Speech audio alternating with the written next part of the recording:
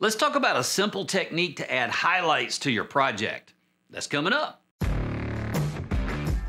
Hello everyone, my name is Daniel Reitz. This is Weaver Leather Supply. Today we're going to be talking about a simple technique that anybody can do with paint to add highlights and depth to your tooling.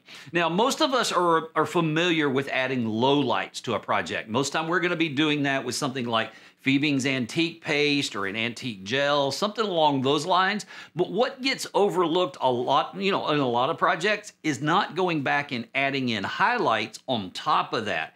And combining those highlights and lowlights can really go a long way in accentuating all that work that you've done on your project.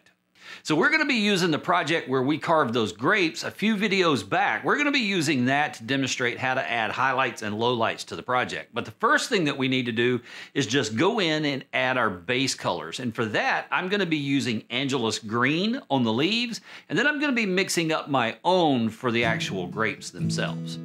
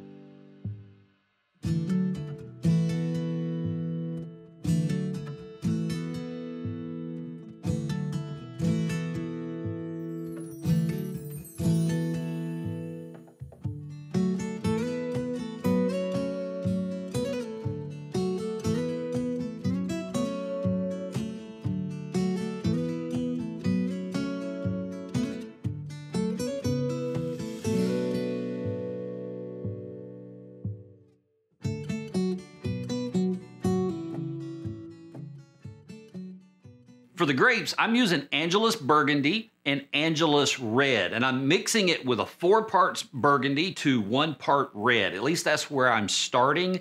Now, I could have used Angelus Purple, or, they've got varying shades of purple, but none of them really were the color that I wanted for the grapes. So by mixing the Burgundy and the red, I can get more of a Merlot color. Now, 2 things really quick. Number 1, we want to make sure we put 2 coats of each color on there. So 2 coats of green, 2 coats of the Merlot color. The other is that we want to mix up a little bit extra than what we actually use on the project, because we're going to use that extra in some of the upcoming steps.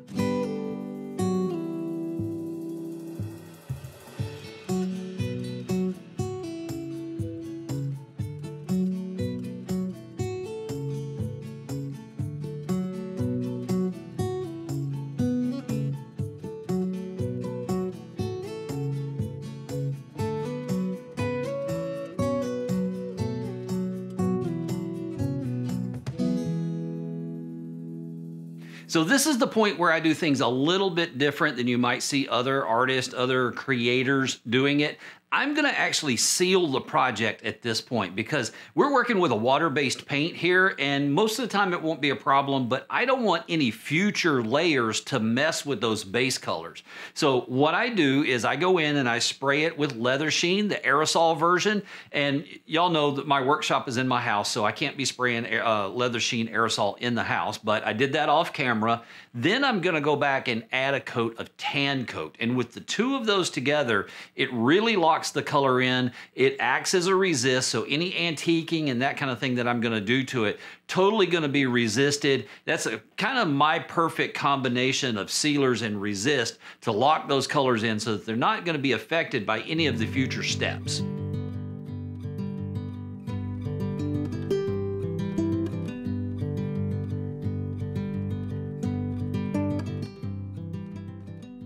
Once that tan coat dries, we can go back in and add our low lights. And to do that, I'm going to be using Fiebing's Antique Paste in dark brown. Now, you can let it sit as long as you want to. For me, on this project, it was a very quick on and off. I literally applied it to the project and then wiped it right back off with a flat paper towel.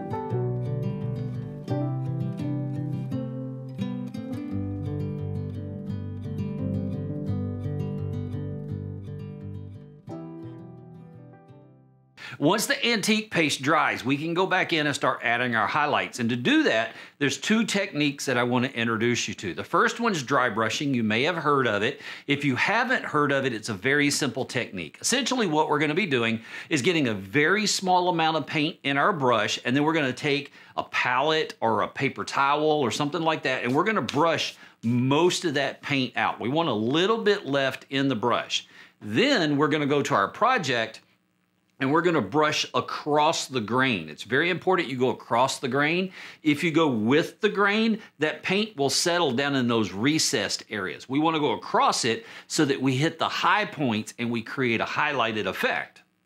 The second technique that I want to introduce you to is where we take a lighter color and mix it into the color that we've already worked with. In this case, I'm going to take 1 drop of white and mix it into some of the Merlot that we had used previously on the grapes. What that's going to do is going to give us a little bit of a lighter shade, and we can go in and dry brush that across the grapes. Then we're just going to continue to repeat that process. Take that lighter color, put another drop of white in it, lighten it up even more, work our way back across the grapes. And every time we're going to work in smaller and smaller areas. And what this is going to do is going to give us a layered effect. We're going to go from that Merlot up to a much, much lighter purple. But the lighter you get, the tighter those colors should be. We don't want really big, broad highlights. We want subtle highlights.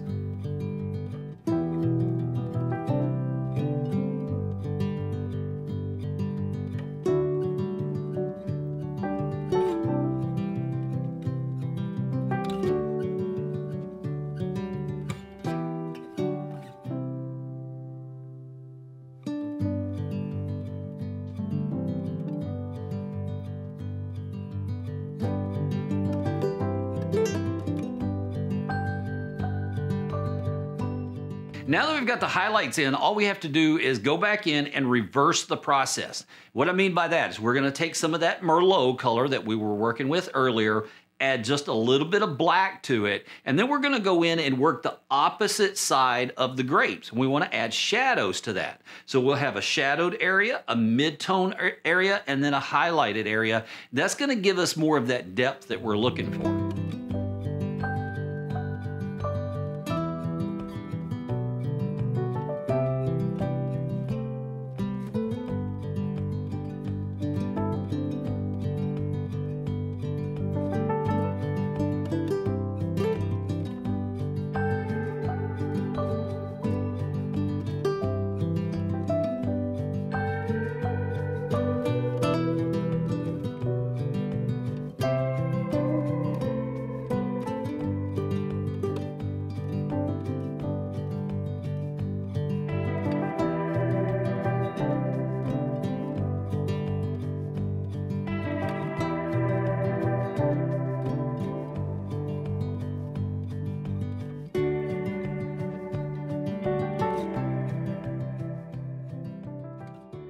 Now that we've got the grapes done, we can go in and start working on the leaves. And we're going to repeat that highlight process that we used on the grapes, but this time we're going to do it a little bit different. We're going to take the green, the Angelus green that we used originally. We're going to mix a little bit of the Angelus yellow into it. That's a color that you occasionally see in leaves, and they go well together, and it will lighten and brighten that green up.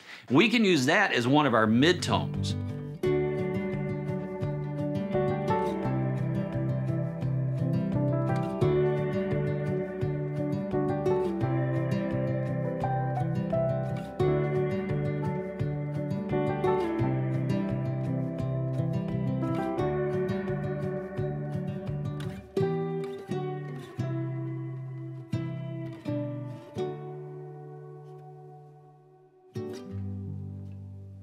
So now we've got a dark green, we've got a mid green. Now we need to put in the highlights, those true brighter greens. And to do that, I'm going to take that green that we just mixed up and I'm going to add a little bit of white to it. That's going to lighten it up even more. And remember what I said, as we get brighter, we want those colors to get tighter, meaning we want them to be in increasingly smaller and smaller areas. And that's what we're going to do with this lightest green that we're going to be working with.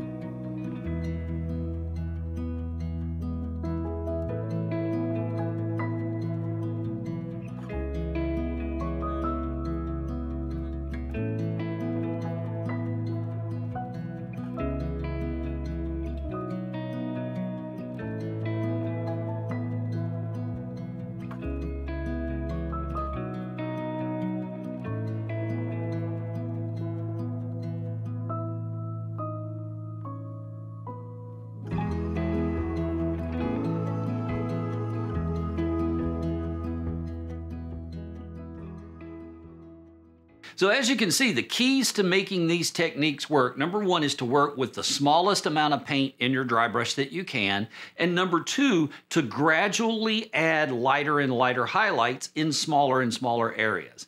Well, that's going to do it for this video. I will see you in the next one. In the meantime, go make something amazing.